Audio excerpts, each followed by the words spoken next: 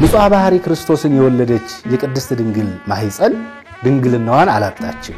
ንጹሕ ያልበደለ ሥጋ ክርስቶስ መዋሃድ ነበረበትና ዓለም ድህነት የተጀመረው በእመቤታችን ከንፈር ነው። ቅድስት ድንግል ማርያም የአምላክ እናት መሆኗን የማይቀበል ከመለኮት የተለየ ነው። ከእመቤታችን የምትወጣው ነገር ድህነታችንን ይወስን ነበር ማለት ነው። ሁሉን ለሚመግብ ለእርሱ ወተቷን ሰጠች። ስለ እርሷ ለመናገር ብቁ የሆነው ማን ነው? አልማህ የሚለው የዕብራይስጡ አገላለጽ ድንግልናው ቀጣይነት ያለው መሆኑን የሚገልጽ ነው።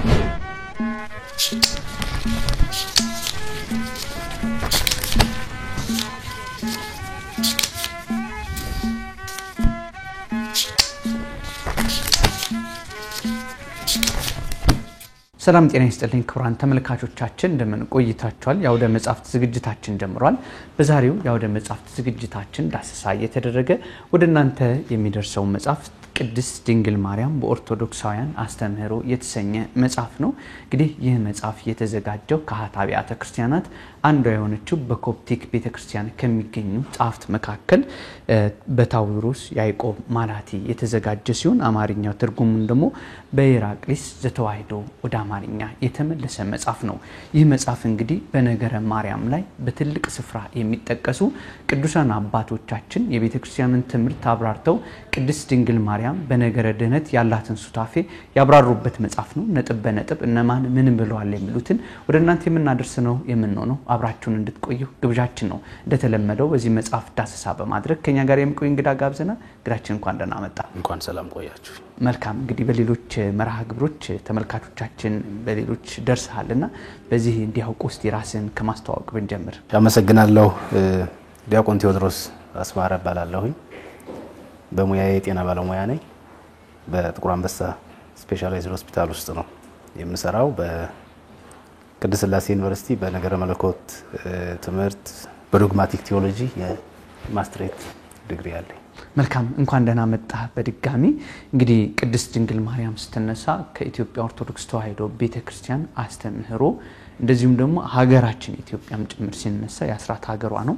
ደግሞ ሰሞነኛው ስደቷን የማጠናቀቅና ተመለሺ ብለው አባቶቻችን በማህሌቱም የሚያመሰግኑበት ሰዓት ላይ ነውና ቅድስት ድንግል ማርያም ትልልቅ አባቶቻችን በነገረ ማርያም በጽፎቻቸው የሚታወቁ በዚህ መጽሐፍ ላይ አስፍረውታል። ወደ በኋላ ላይ ምን ተነሱ የሚሉት ነጥብ በነጥብ እንመጣደንና እንደው መጽሐፉ እንዳጠቃላይ ያው 2007 አካባቢ ነው የታተመው። ወደ 117 አካባቢ ገጾች አሉት። ያው ያዘገጃጀት ሂደቱ ምንድነው የሚመስለው? አጠቃላይ ምን ይዞ ቀርቧል የሚሉትን ከዚህ ብንነሳ በጣም ጥሩ።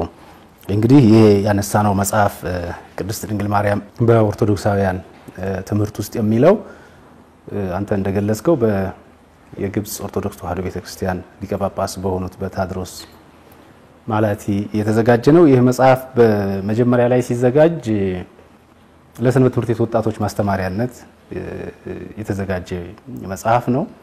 በ1975 ዓመተ ምህረት በፈረንጆቹ አቆጣጠር የተዘጋጀ መጽሐፍ ነው። እንግዲህ በእኛ ወደ 67 ወደ 65 አካባቢ የሚሆን የተዘጋጀ ነው። መጽሐፉ በዋነኝነት ሁለት ነጥቦች ላይ ያተኩራል። በነገረ ማርያም ትምህርት ውስጥ የኦርቶዶክስ ቤተክርስቲያን ዶግማ አለ። ነገረ ማርያም በራሱ ዶግማ ነው በእኛ ቤተክርስቲያን ውስጥ። ስለዚህ የነገረ ማርያም ዶግማቲክ ወይም ደግሞ የመሰረተ እምነት የሆኑ ጉዳዮችን ያነሳል። በሁለተኛ ደረጃ ደግሞ መጽሐፉ በእነዚህ በአኃት አብያተ ክርስቲያናት በሚባሉ ቤተክርስቲያኖች ዘንድ እመቤታችን ቅድስት ድንግል ማርያም ያላትን ክብር የሚያነሳ ነው። ለምሳሌ በግብጽ ኮፕት ቤተክርስቲያን ውስጥ የእመቤታችን የቅድስት ድንግል ማርያም በዓላት ምን ይመስላሉ? በዴይሊ ፕሬየርስ የምንላቸው የሰዓታት ጸሎቶች የየዕለት ተዕለትኛ ውዳሴ ማርያም በየቀኑ እንደምናደርሰው በግብጽ ቤተክርስቲያንም ደግሞ በየዕለቱ እመቤታችን የምትመሰገንበት ድርሰት አላቸውና እርሱን ለማሳየት በተወሰነ የሶሪያ የአርመኖቹን የኛን ቤተክርስቲያንም ለማሳየት የሞከረ መጽሐፍ ነውና በዋነኝነት ኮንክሉዝ እናደርገው መጽሐፉን ነገረ ሃይማኖት ወይም ዶግማቲክ የሆኑ ኢሹዎችና እንደየአካባቢያችን ደግሞ ስለ እመቤታችን ያለንን ክብርና ትምህርት የሚገልጽ መጽሐፍን የያዘ ነው።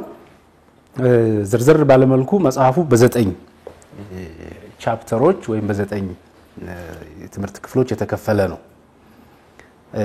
የመጀመሪያው ስለ እመቤታችን ቅድስት ድንግል ማርያም ዘላለማዊ ድንግልና የሚያነሳ ነው። ይሄም በቤተክርስቲያን ትምህርት the doctrine of Mariology የሚባል ምን ማለት ነው?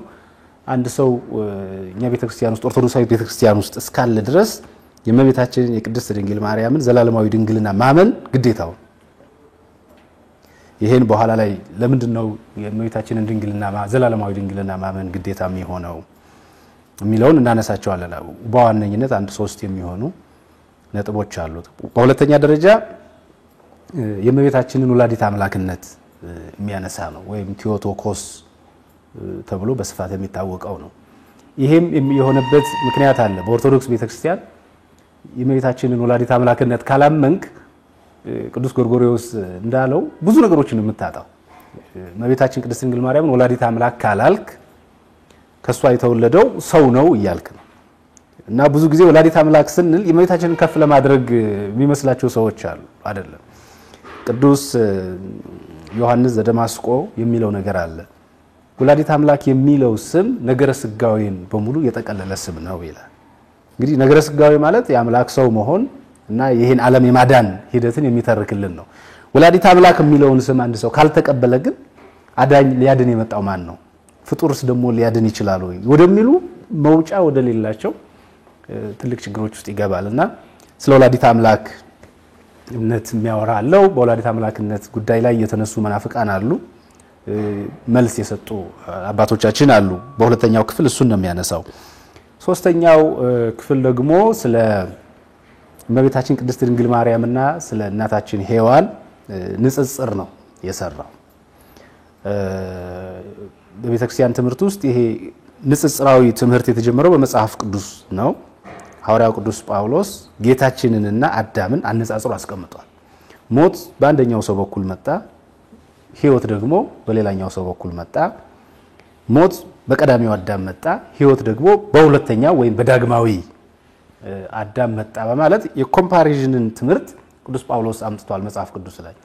ይህን መሰረት በማድረግ ደግሞ ሐዋርያን አበው ከዛ በኋላ የተነሱ አባቶች ደግሞ እመቤታችንንና ሔዋንን ክርስቶስንና አዳምን እያነጻጸሩ ትምህርት አስተምረዋል። ስለዚህ በሶስተኛው ምዕራፍ በስፋትም አንስተን የምናየው ይሄንን ነው። በአራተኛ ሁኔታ ወይም በአራተኛ ቻፕተር የተነሳው ደግሞ የእመቤታችን የቅድስት ድንግል ማርያም ክብር ነው። ስለ እመቤታችን ቅድስት ድንግል ማርያም ክብር ስናነሳ ቅዱሳን ሁሉ የራሳቸው ክብር አላቸው። ነገር ግን የእመቤታችን ክብር የተለየበትን ምክንያት ለይቶ ያነሳል። እንዲሁም ደግሞ የክብሯ ምንጭ ምንድነው? የእመቤታችን የቅድስት ድንግል ማርያም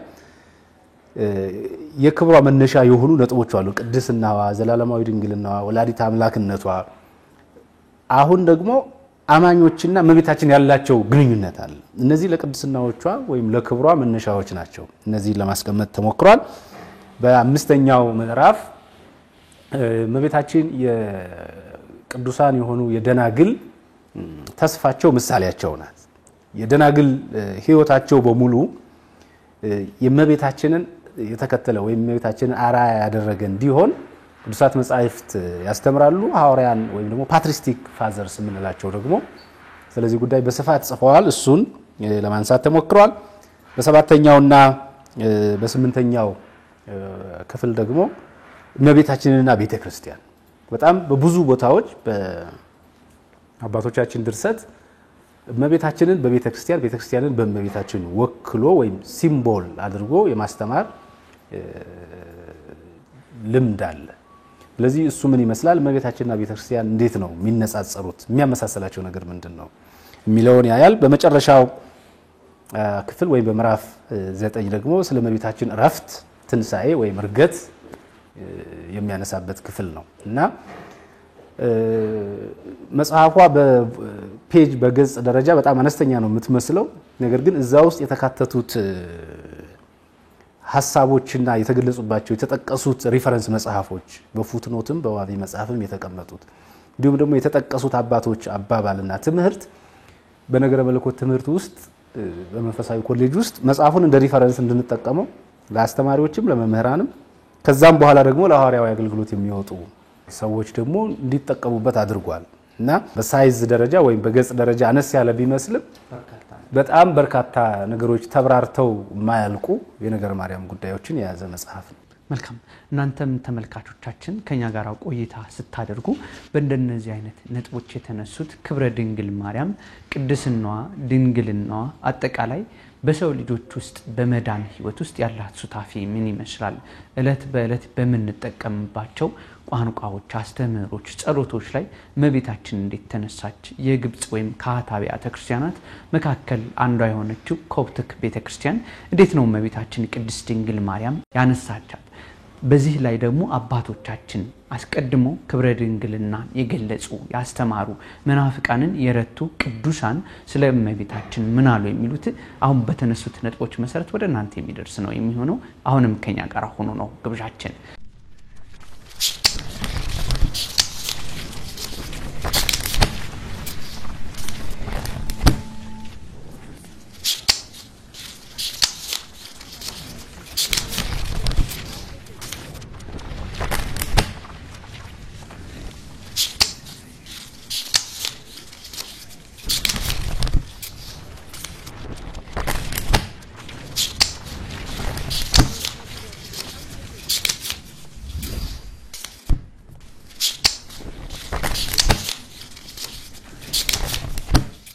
መልካም እንግዲህ ዶክተር እንዳነሳው ነውና እንግዲህ ስናነሳው አንተ ከዋናው ሶርስ ከእንግሊዘኛው ጀምረህና ሁለቱን ለማየት ያበቃው 9 ነጥቦች ይሄኛው አማርኛው ምናልባት የሚመለከቱ ሰዎች እስትግቡ አይነት አያያዝን ሰጥቶ 9ኙን ነጥብ ያደረገ ነጥብ በነጥብ እየሰጠ ይሄድና ያው እስትግቡ አይነት ያባቶቻችን ያነሳል ሁለተኛ ሲተረጉመው በቀጥታ ምን አለ ያስተምህሮ ልዩነት ባይኖረንም ያገላለጽ ልዩነቶች ግን ስለሚኖረን ቀኖናዊ ልዩነቶችን አላስጠበቁም የምላቸውን በቀጥታ እንዲህ ብሏል በሚል አልፈያቸዋለሁ በማለት ወደዚህ አምጥቶታልና በጣም ደርዝ ያለው በቤተክርስቲያን እነ ሄራቅሊስ ወይም ደግሞ በሃይማኖት አበው የምናውቃቸው እነ ሄሬኒየስ የተናገሯቸው የነ ቅዱስ ኤፍሬምና የና አምብሮስ ትምርቶች እዚህ ላይ ተካተው ነው የሚገኙት እንደው ቅድም እንዳነሳው ጥቂት ይመስላል ነገር ግን በስፋት ክብረ ድንግል ማርያምን የተገለጸበት ፕላስ ደግሞ በዘመናችን ያሉት መናፍቃን የሚሳሳቷቸው ትምርቶች ሁሉ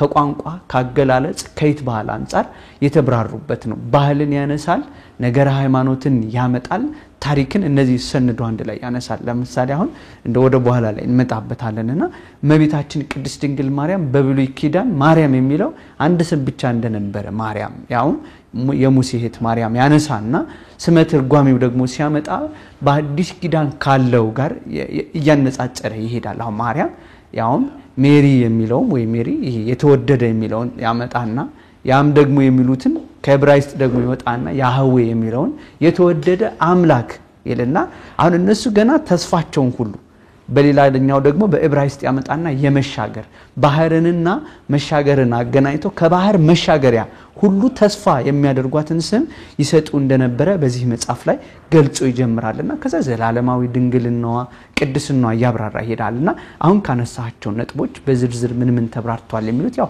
9ኙንም ቻፕተር ውስጥ የተጠቀሱት ማንሳት ስለማንችል እስቲ ከተመረጡት ያብራራሃለን ብንሄድ በጣም ጥሩ እንግዲህ ስለ ነገረ ማርያም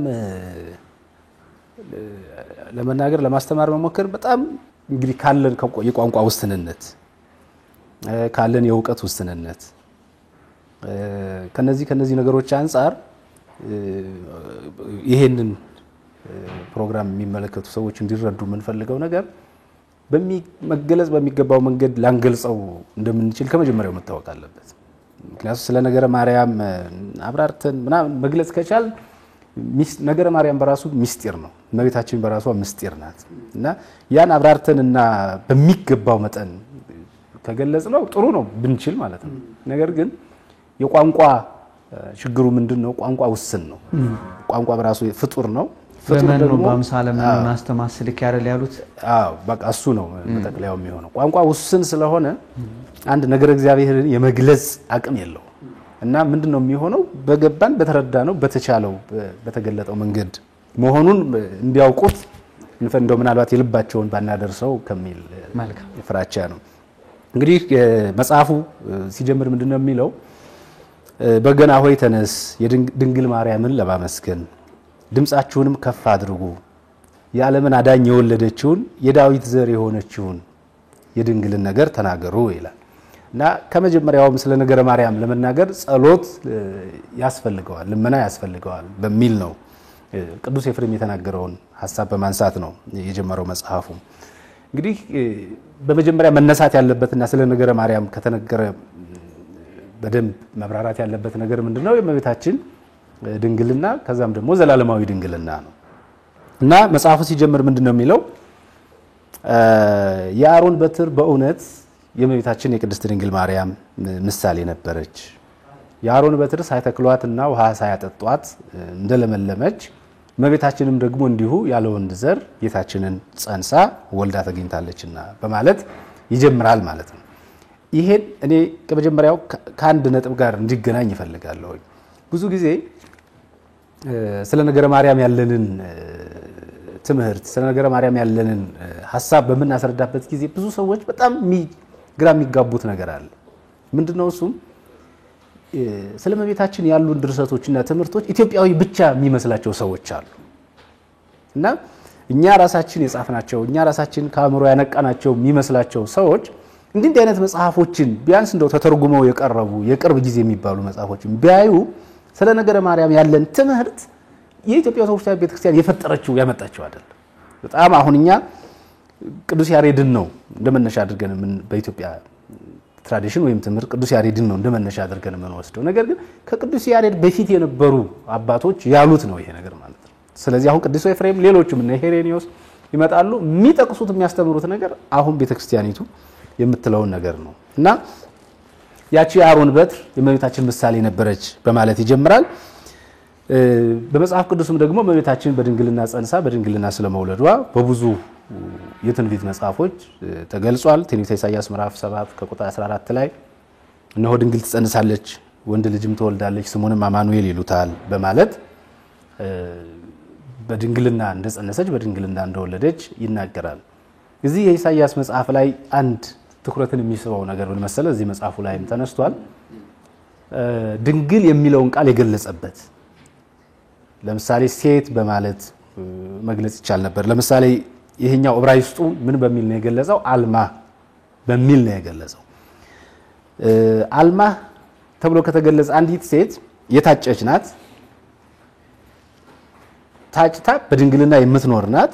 እንዲሁም ደግሞ ይሄ አልማ የሚለው የዕብራይስጡ አገላለጽ ድንግልናው ቀጣይነት ያለው መሆኑን የሚገልጽ ነው። የአንዲት ሴት ድንግልና ቀጣይነት የሌለው ወይም ደግሞ ከሆነ ጊዜ በኋላ በድንግልና ኖራ አግብታ ወልዳ የምትቀጥል ከሆነ የሚገልጽበት ቃል ሌላ ነው። ኢሽ የሚል ወይም ሴት የሚል አገላለጽ ይሰጠዋል። ለምሳሌ በእኛም ባህል አሁን ሴት ካልክ የወለደችም ያላገባችም ያገባችም ልትሆን ትችላለች አይደለም? ኢሽ አልማህ የሚለው አገላለጽ ግን የሚጠቅመው ወይም የሚያገለግለው በዕብራይስጡ እጮኛ ያላት የታጨች በድንግልና ያለች ያ ድንግልናዋ ደግሞ ቀጣይነት ያለው ድንግልና መሆኑን የሚገልጽ ነውና በዚህ ይሄ መጽሐፍ በዚህ መንገድ የእመቤታችንን ድንግልና ለመግለጽ ሞክሯል። እንዲሁም ደግሞ የትንቢተ ሕዝቅኤል ምዕራፍ 44 ከቁጥር 1 ላይ ያለውን ወደ ምስራቅ በር በኩል አወጣኝ፣ ያም በር ጌታ እግዚአብሔር አንድ ጊዜ ገብቶበታልና ለዘላለም ተዘግቶ ይኖራል የሚለውን ትምህርት እዚህ ላይ የታድሮስ ማላቲ ለእመቤታችን ዘላለማዊ ድንግልና የተሰጠ መሆኑን በማስቀመጥ ገልጸውታል ማለት ነው። እንግዲህ ስለ ምንድነው የእመቤታችን ዘላለማዊ ድንግልና ሆናው መኖር ወይም ደግሞ በድንግልና መጽነስ በድንግልና መውለድ አሁን ካለው የነገረ ድህነት ትምህርት ጋር የሚያገናኘው ነገር ምንድነው? ብዙ ሰዎች ምናልባት ይሄን እንደ ቢግ ኢሹ ላይ እንደ ትልቅ ኢሹ ላይ ያደርጉት ይችላሉ። ምንድነው ጥቅሙ? በድንግልና በትኖር ባትኖር የሚያመጣው ነገር አለ ወይ አሁን የምንኖረው ክርስትና ላይ የሚሉ ሰዎች አሉ። ይሄ በጣም የሚገርም እንትን ያለው ነው። ለምን መሰለ? በዓለም ታሪክ በተፈጥሮ ሕግ አንዲት ሴት በድንግልና ጸንሳ በድንግልና ልትወልድ አትችልም። እውነት አይደለም? አትችልም። ምልክት ያለው ራሱ እኮ ይሄ ምልክት ያ ልትሆን አትችልም። ጌታ ይህንን አደረገ። ምን ማለት ነው? የማይቻለውን ሰዎች በራሳቸው ባህሪና በተፈጥሯቸው ሊያደርጉት የማይችሉትን ነገር እግዚአብሔር አደረገው። ስለዚህ ድህነታችን የመጣው ከኛ ፍቃድ ወይም ከኛ ፍላጎት ሳይሆን ከላይ ከሰማይ በራሱ በእግዚአብሔር ፈቃድ የመጣ ድህነት መሆኑን ማሳያ ነው። ምክንያቱም በማይቻለው መንገድ ነው ድህነቱ የመጣው ግልጽ ነው አይደለም የመጀመሪያው ይሄ ነው ሁለተኛው ደግሞ የእመቤታችን የቅድስት ድንግል ማርያም በድንግልና መጽነስ ከዛም በኋላ ደግሞ ዘላለማዊ ድንግል ሆና መኖር የሰው ልጆች በነገረ ድህነት ውስጥ ያላቸውን ድርሻ ያመለክታል ለምን መሰለ እመቤታችን ቅድስት ድንግል ማርያም በድንግልና መኖር ፈቃዷ ነው አይደለም ፈቅዳ ወዳ ያደረገችው ነው እንጂ ተገዳ ተጭና ያመጣችው ነገር አይደለም ስለዚህ ተመልከት በነገረ ድህነቱ ውስጥ ሰዎች ድርሻ አላቸው ማለት ነው እመቤታችን ንጽህናዋን ጠብቃ ቅድስናዋን ጠብቃ ክብሯን ጠብቃ መኖሯ የአምላክ እናት እንድትሆን በነገረ ድህነቱ ሱታፌ እንዲኖራት አስቻላት ማለት ነው እና ቀላል ነገር አይደለም ኦርቶዶክሳዊ ቤተክርስቲያን ለዛ ነው ነገር የእመቤታችን ፐርፔቹዋል ቨርጂኒቲ ወይም ዘላለማዊ ድንግልና ዶግማ ነው የሚባለው ያለ ምክንያት አይደለም ሱታፊዋንም ራሱ ከበስራተ ገብርኤል ጋር ሲያገናኙ እሷ ስትለው እኔ እኮ እስከ መጨረሻው ድረስ ድንግል ሆኜ መኖር ነው ወንድን ስለማላውቅ ይህ እንዴት ይሆናል ማለቷ ገብርኤል ሲነግራት ያብራራበት አባቶች ሲያስተምሩ ያለውን አንቺ የእግዚአብሔር ፈቃድ የሚያድርብሽ ይሄ ዘራበእሲ ሰዎች እንደሚገናኙት መገናኘት ያልሆነ ያንቺን ድንግልና እኮ የሚያስጠብቅ ነው ሲላት እንግዲያውስ እንደ ቃል ይሁንልኝ ስትል ይሁንልኝ ማለቷ አንዱ የእግዚአብሔርን ፈቃድ በመቀበሏ እግዚአብሔር ዓለሙን ሊዋጀው ንጹህ የሆነ ዘር ኢሳይያስ እንደተናገረው ዘርን ሁሉ ያልበደለ ልክ ቅዱስ ጊዮርጊስ ዘጋስጫ ሲገልጽ መቤታችን ቅድስት ድንግል ማርያም ያልበደለች ንጽሕት መሆኗን የማያምን የተረገመ ይሁን የሚለው ጋር አስተባብሮ ይሄንን ሲፈታ ዓለምን ሁሉ ይዋጀው ዘንድ ያልበደለ ስጋ ክርስቶስ ንጹህ ባህሪ መለኮት ይዋሃደው ዘንድ የመረጠው ያ ይሁንልኝ ስትል ፈቃዷን ስትሰጥ የሰው ልጅ ሁሉ እንዲድን ምክንያቱም ከሰማይ የወረደው ሳይሆን ከምድር ያለው ንጹህ ያልበደለ ስጋ ክርስቶስ መዋሃድ ነበረበትና ይሄ በጣም ትልቅ ሚስጥር እንደሆነ ይፈቱታል አዎ ምናልባት ወደ በኋላ በኩል መቤታችን በነገረ ድነት በኩል ላይ የሚለው ላይ ሄሬኒዮስ የሚያነሱት ነገር አለ ምንድነው የሚለው ሄሬኒዮስ ቅዱስ ገብርኤል በብስራት ጊዜ መጥቶ መቤታችንን ባናገረበት ጊዜ ቅድስት ድንግል ማርያም ዓለምን ወይም የሰውን ዘር ወክላ ነው የቆመችው ይሄ ከምን ጋር ይገናኛል መሰለ በሔዋን መሳት ነው እኛ ወደ ጥፋት የመጣ ነው ብሎ የሚያምን ሰው ሁሉ ሊቀበለው የሚገባ እውነት ነው ይሄ ሔዋን ያኔ ጸበለስን ባትበላ ኖሮ ወደዚህ ምድር አንመጣም ብሎ የሚያምን ሰው መቤታችን ደግሞ በዛች ቅጽበት የቆመችው ዓለምን ወክላ እንደሆነ ይረዳል ተመልከት ሔዋን ዓለምን ወክላ ቆመች ዓለምን ወክላ ሳተች የሔዋን መሳት ሞትን ወደ ዓለም አመጣው ቅድስት ድንግል ማርያም በቅዱስ ገብርኤል ፊት ዓለምን ወክላ ቆመች እርሷ በዛች በቆመችበት ቅጽበት ወከለችው ዓለምን ነው እና ከእመቤታችን የምትወጣው ነገር ድህነታችንን ይወስን ነበር ማለት ነው ከሔዋን አንደበት የወጣው ነገር ሁኔታችንን እንደወሰነው ሁሉ ከእመቤታችን ከቅድስት ድንግል ማርያም አንደበት የሚወጣው ነገርም ደግሞ ኮንቲኒቲያችንን ቀጣዩን ማንነታችንን የሚወስን ነበር ስለዚህ ቆመች አገናዘበች ቅዱስ አትናቴዎስ ምንድነው የሚለው መሰለ ነገረ ድህነት እንዲብራራልን ያደረገችው መቤታችን ናት ምን ማለት ነው በሰማይ እንዴት እንደተፈጠረን አወቅን ክብራችንን አወቅን ወደቅን አይደለም ከዛ በኋላ ሊኖረን ስለሚችለው ህይወት ያወቅነው ነገር የለም ሔዋን ይሄንን ነው ዝርዝር ጉዳዮችን እንዳናውቅ ነው ያደረገችን መቤታችንን ደግሞ ተመልከታት ቅዱስ ገብርኤልን ጠየቀችው ይህ እንዴት ይሆናል አለችው ይህ እንዴት ይሆናል ስትለው ቅዱስ ገብርኤል ምን ለማድረግ ሞከረ የሚሆነውን ነገር ለማብራራት ሞከረ ካንቺ የሚወለደው እኮ እንደ ሰው ልማድ አይደለም መንፈስ ቅዱስ ይጸልልሻል የሎላ ኃይልም አንቺ ላይ ይመጣል የሚወለደው ደግሞ ከሶስቱ ቅዱስ አንዱ ቅዱስ ነው ብሎ ማን እንደሚመጣ ለምን እንደሚመጣ አብራራላት አይደል ቅዱስ አትናቴዎስ በነገረ ስጋዊ ላይ ወይም ደግሞ በነገረ ድህነት ላይ ማብራሪያ እንድናገኝ ያደረገችን መቤታችን ናት ይላል እና ቆማ ዓለምን ወክላ እሺ ብላ የዓለምን ድህነት አስጀመረች ቅዱስ ያዕቆብ ዘስሩግ ምን ይላል የዓለም ድህነት የተጀመረው በመቤታችን ከንፈር ነው ይላል አሁን እንደዚህ ሲባል ግር የሚለው ሰው ምን ሊኖር ይችላል ምን ማለት ነው ይሄ መቤታችን ቅዱስ ገብርኤል ተጸንሻለሽ ተወልጃለሽ ብሎ ነግሯት ሌላ ጥያቄ ጠይቃ ቢሆን ይህ እንዴት ይሆናል አለችው አይደል ከእንዴት ይሆናል በኋላ ሌላ ጥያቄ ጠይቃ ቢሆንስ እንደ ሔዋን ደግሞ የእግዚአብሔርን ፈቃድ እምቢ ብላ ቢሆንስ ሔዋን እኮ የእግዚአብሔርን ፈቃድ ነው እምቢ አለች አይደል የእግዚአብሔርን ፈቃድ እምቢ ብላ ቢሆንስ መቤታችን እና ይሄን ያነሳል አሁን አንተም ስላነሳው ነው የራሱ ቻፕተር 3 ላይ የሔዋንና የመቤታችን ንጽጽር አለ እዛ ላይ በደንብ ማብራራት እንችላለን ስለመቤታችን ድንግልና ስናወራ ሶስተኛው እመቤታችን ክርስቲያኖች ለወደፊት የሚኖራቸውን ህይወት ያሳየች ናት ወይ ማሳያ ናት።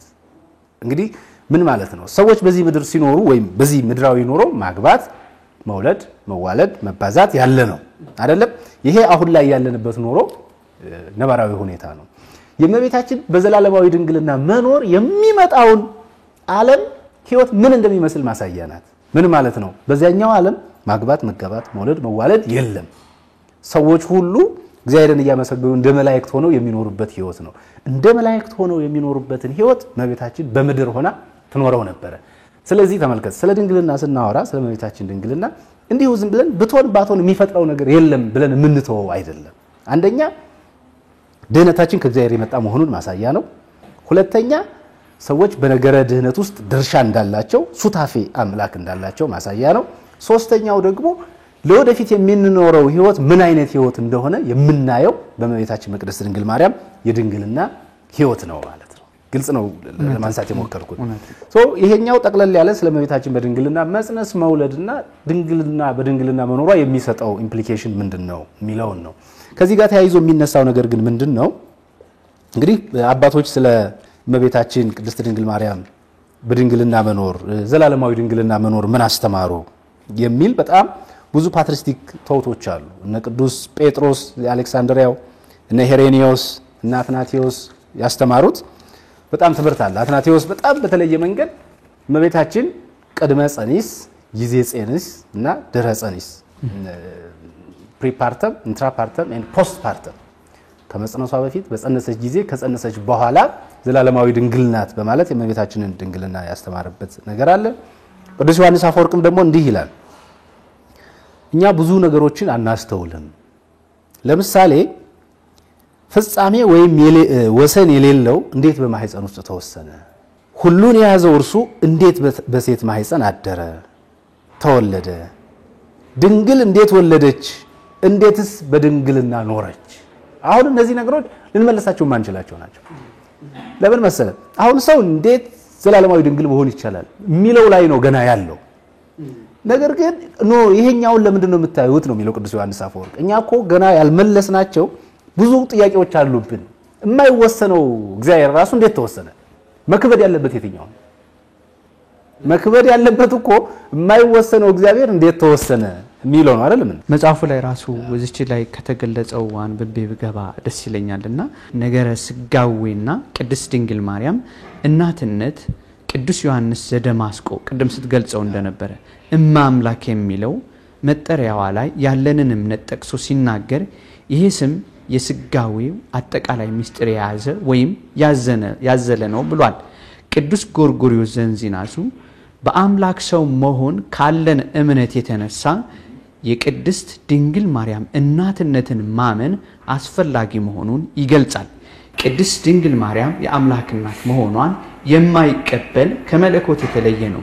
ስለዚህም ማንም ቢሆን አንድ አካል በመተላለፊያ እንደሚወጣ ክርስቶስ ድንግል ማርያምን መተላለፊያ አድርጎ ወጣ ብሎ የሚናገር ፍጹም አምላክ ፍጹም ሰው መሆኑን የማይቀበል አምላክ እንደሌለው ኢአማኒ ወይም እንደ አረማዊ ይቆጠራል ይልና እዚች ጋር የተገለጻል። አሁን ቅድም ስታነሳው ክብረ ድንግልናዋን ሲያነሳ ክብሯን ሲያነሳ አሁን ቅድም እንደጠቀስ የተናገረው ቃል አለ። ክብሯን ሲያነሳ እዚህ ጋር ማርያምም ይላል እሳት በእጆቿ ያዘች፣ ነበልባልም በክንዶቿ አቀፈች፣ ለነበልባልም ይጠባ ዘንድ ጡቶቿን ሰጠች፣ ሁሉን ለሚመግብ ለእርሱ ወተቷን ሰጠች፣ ስለ እርሷ ለመናገር ብቁ የሆነው ማን ነው በማለት ይገልጻል። የቅዱስ ዮሐንስ አፈወርቅም ሐሳብ ከዚህ ጋር ተያያዥነት ያለው ነው። ለዛ ነው መመርመርና መረዳት ያለብን ለአእምሯችን በጣም ከባድ የሆኑ ብዙ ነገሮች አሉ። ስለእመቤታችን ድንግልና ጥርጣሬ ውስጥ ከመግባት በፊት ወይ ይሄ እንዴት ሆነ ከማለት በፊት ብዙ ልንመልሳቸው የሚገቡ ነገሮች አሉ። አሁን ያነሳው ቴዎዶጦስ ዘንቆራ እንዳለው እሳት እንዴት አቀፈችው? ለእሳተ መለኮት እንዴት አጠባችው? ዓለሙን የሚመግበውን እንዴት መገበችው? እነዚህ ጥያቄዎች መጀመሪያ መመለስ ያስፈልጋል። ስለዚህ ከባዱ ነገር የአምላክ መምጣት የአምላክ ሰው መሆን ነው እንጂ መልሱ እኮ ቅዱስ ገብርኤል የመለሰው ነው። እመቤታችን ይህ ነገር እንዴት ይሆናል ስትለው ቅዱስ ገብርኤል ያለው ምንድነው? ለእግዚአብሔር የሚሳነው ነገር የለም ነው አይደል ያለው። ስለዚህ ሚስጥረ እግዚአብሔር መሆኑን መረዳት ማወቅ ያስፈልጋል እና ቅዱስ ዮሐንስ አፈወርቅ በዚህ መንገድ ገልጾታል። ጎርጎርዮስ ዘኑሲስም ደግሞ እንዲህ በሚል ግሩም ቃል ገልጾታል። ንጹሐ ባህሪ ክርስቶስን የወለደች የቅድስት ድንግል ማህፀን ድንግልናዋን አላጣችም፣ ድንግልናዋም ይህንን የመሰለ ታላቅ ልደትን አልከለከለችም ይላል። አየው አይደል? ግሩም አገላለጽ። ክርስቶስን እግዚአብሔርን በመውለዷ ማህፀኗ ድንግልናዋን አላጣም። ድንግልና ወይም ድንግል መሆኗ ደግሞ ይህንን የመሰለ ልደትን አልከለከለም። ስለዚህ እግዚአብሔር በልዩ ጥበቡ ወይም ደግሞ በልዩ ችሎታው ይህንን አስታርቋር ፈጽሟል ማለት ነው እና አባቶቻችን በዚህ መንገድ እነ ቅዱስ ኤፍሬም እነ ቅድም እንዳነሳው እነ ጀሮም እነ ቴዎዶጦስ ዘንቆራ ይህንን የእመቤታችን ዘላለማዊ ድንግልናን አስመልክቶ ብዙ ትምህርት ሰጥተውበታል። ነገር ግን ምንም እንኳን ትምህርቱ ቢሰጥም የቆየ ከሁለተኛው ክፍለ ዘመን ጀምሮ ስለ እመቤታችን ዘላለማዊ ድንግልና እነ ሄሬኒዮስ እነ ጀስቲን ዘማርተር ቢያስተምሩም እንትኖቹ ግን አልጠፉ። መናፍቃን በዚህ በእመቤታችን ዘላለማዊ ድንግልና ላይ የተነሱ መናፍቃን ግን አልጠፉ። በሰፋ በጎላ በቤተክርስቲያን ታሪክ የሚታወቀው ሄልቪዲየዝም እንግዲህ በ382 ዓመተ ምህረት አካባቢ የነበረ ሰው ነው። እርሱም ደግሞ እንደመነሻ ሁለት የመጽሐፍ ቅዱስ ክፍሎችን አንስቶ የበኩር ልጇን እስከምትወልድ ድረስ አላወቃትም የሚለውን ቃል በማንሳት አንደኛ አንድ ሰው በኩር የሚባለው ተከታይ ሲኖረው ነው የሚል ትምህርት በማንሳት፣ ሁለተኛ ደግሞ እስከምትወልድ ድረስ አላወቃትም የሚለውን በማንሳት ከወለደች በኋላስ የሚል ሐሳብ በማንሳት በእመቤታችን ዘላለማዊ ድንግልና ላይ የተሳሳቱ ትምህርቶችን አንስቷል።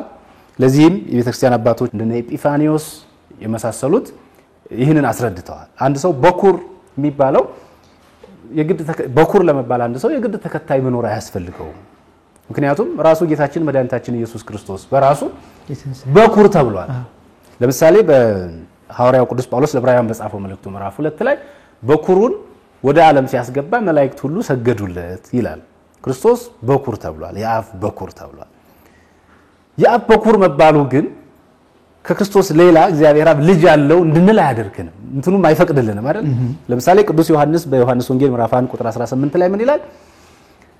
በአንድ ስለ እግዚአብሔር ያለንን ዕውቀት ከገለጸ በኋላ ይህንን ምስጢር በአባቱ እቅፍ ያለ አንድ ልጁ ተረከው እንጂ ይላል። እግዚአብሔርን ያየው ማንም አንድስ እንኳን የለም፣ ነገር ግን በአባቱ እቅፍ ያለ አንድ ልጁ ተረከው ይላል።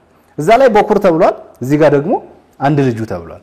ስለዚህ በኩር ማለት የመጀመሪያ የእናቱን ማህፀን ከፍቶ የወጣ ማለት ነው እንጂ ተከታይ ልጅ ያለው ማለት አይደለም። ይህንን በኦሪት ዘጸአት ምዕራፍ 34 ቁጥር 19 ላይ እግዚአብሔር አምላክ ለሙሴ ሲያዘው እንዲህ ብሎታል፣ ከእስራኤል ልጆች ሁሉ የእናቱን ማህፀን ከፍቶ የሚመጣ በኩርን ሁሉ ለኔ ቀድስልኝ ብሎታል። ስለዚህ በኩር ማለት የእናቱን ማህፀን የከፈተ የመጀመሪያ ማለት ነው እንጂ ተከታይ ማለት እንዳልሆነ ቅዱስ ጀሮም ለሄልቪዲየስ በመለሰበት መልሱ ተናግሯል። የበኩር ልጇን እስክትወልድም ድረስ ደግሞ አላወቃትም የሚለውን ፍጻሜ ያለው እስከና ፍጻሜ የሌለው እስከ አለ ማወቅም ደግሞ ምሳሌ ሄልቪዲየስ እንግዲህ በኦሪት ዘፍጥረት ምዕራፍ 4 ላይ አዳም ሔዋንን አወቃት፣ ጸነሰች፣ ወለደች የሚለውን በማንሳት አወቃት ማለት የግብር ዕውቀት ነው በማለት ዮሴፍም ደግሞ እመቤታችንን የበኩር ልጇን እስክትወልድ ድረስ አላወቃትም በማለት ዕውቀቱን የግብር ዕውቀት አድርጎ በመረዳት ነው ከወለደች በኋላ ሌሎች ልጆች አላት ለማለት የተነሳውና አንጂ አላወቃትም ማለት አለማወቅ ቅዱስ ዮሐንስ አፈወርቅ በድርሳኑ ለአርቃዲዮስ እንዳስረዳው ወይም እንደመለሰው ዕውቀት የግንዛቤ ዕውቀት ነው። ዮሴፍ 5 ነገሮችን አይቶ እሷ ድንግል ማርያም መሆኗን እርሱ የተወለደው ሕፃን ደግሞ አምላክ መሆኑን እስኪረዳ ድረስ አንደኛ የሰብአ ሰገልን መምጣት ወይንም መስገድ አይቶ፣ ሁለተኛ ቅዳሴ መላእክትን አይቶ፣ ሶስተኛ የእረኞቹን ድንጋጤ አይቶ፣ አራተኛ ደግሞ እዛ ጋር የነበረውን ብርሃን በመመልከት እስኪረዳ ድረስ እመቤታችን ቅድስት ድንግል ማርያምን አላወቃትም ነው ብሎ ቅዱስ ዮሐንስ አፈወርቅ አስረድቷል። ሁለተኛው ጆሮም ደግሞ እስከ የሚለው ፍጻሜ የሌለው እስከ ነው። ለምሳሌ የሳውል ልጅ ሜልኮል እስከ ሞተች ጊዜ ድረስ አልወለደችም ይላል። ይህ ማለት ከሞተች በኋላ ወልዳለች እንድንል አያደርገንም አይደለም ዘላለም አልወለደችም ለማለት ነው አመክንዮ እንደዛ ነው ያ ቆራም ደግሞ የጥፋቷ እስከሚጎል ድረስ አልተመለሰም ይላል ስለዚህ ቆራ የጥፋቷ ከጎደለ በኋላ ወደ ኖህ ተመልሷል ወይ አልተመለሰም እና እስከ ማለት ፍጻሜ የሌለው ዘላለማዊ እስከ ነው በማለት አስረድቷል ማለት ነው ክቡራን ተመልካቾቻችን እየተከታተላችሁት የምትገኙት ያውደ መጻሕፍት ዝግጅታችን ነው በዛሬው ያውደ መጻሕፍት ዝግጅታችን ደግሞ ቅድስት ድንግል ማርያም በኦርቶዶክሳውያን አስተምህሮ የተሰኘ መጽሐፍ ነው ይህ ደግሞ በኮፕት ቤተክርስቲያን ከሚገኙት አባቶች መካከል የተዘጋጀ መጽሐፍና እንደዚሁም ደግሞ በነገረ ማርያም ላይ ትልቅ ትምህርትን ያነሱ መናፍቃንን የረቱ ቅዱሳን ትምህርቶቻቸውን አገላለጾቻቸው በዚህ መጽሐፍ ላይ የተብራራበት ነው ወደናንተ እየደረሰ ያለው ቅድስት ድንግል ማርያም ዘመን ብለን ከመውደድ ይልቅ በእውቀት ደግሞ ስንወድ የመዳናችን ምክንያት ስለመሆኗ በማብራራት እየገባን ደግሞ ያላትን ክብር እየገለጥን ሰናውቃት የበለጠ እንድንወዳት የመዳናችን ምክንያት ስለመሆኗ ክርስቶስ በትህትናው እንዴት እንደመሰለች ሀገርን ይዛ የተሰደደች ቅድስት ድንግል ማርያምን እያወቅናት እንድንሄድ አባቶቻችን ምን አሉ ቤተክርስቲያን ቅድስት ድንግል ማርያም እንዴት ትገልጣታለች የሚለውን ወደናንተ እየደረሰን የሚገኘው አሁንም ከኛ ጋር ሆኖ መልካም ዶክተር ያው ካለን ሰዓት አንፃር እያንዳንዱን አብራርተን አንጨርሰውም ከሚነሱት በጣም በርካታ 9 ቻፕተር ነው በዚህኛው የተነሳውና በ9ኙም ላይ ሁሉንም አንድ ባንድ ማንሳት አንችልም እስቲ ከተመረጡት ማንሳት ቢቻል ለምሳሌ ከምሳሌዎቹም ከተገለጹት ትምህርቶች አንፃር ማንሳት ቢቻል ቅድም እንዳነሳው ያነሳል ሚስጥር ናት ብሏል ምሳሌነቷን ያነሳል ምናልባት እዚህ መጽሐፍ ላይ የተጠቀሰው ታቦተ ጽዮን ዳዊት ጋር ያነጻጸራት ቅድስት ድንግል ማርያም ባቢዳራ ቤት 3 ወር እንደቆየችው ሁሉ ቅድስት ድንግል ማርያምም ወደ ኤልሳቤጥ በሄደች ጊዜ 3 ወርን ቆይታለች